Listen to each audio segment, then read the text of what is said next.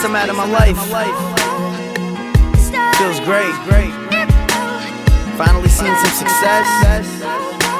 It's love. Yeah. Some of these people think I'm famous. Shit, I guess I am. It's like every time I go out in CT, I see a fan. They like, Webby, you're the man.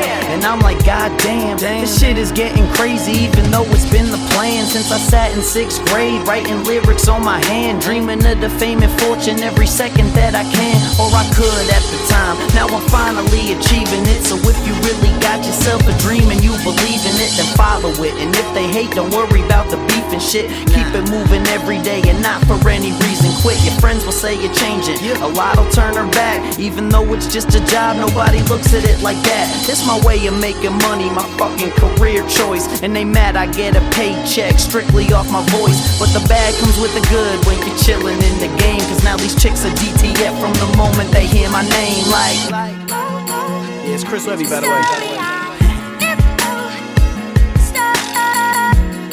Shit is lovely.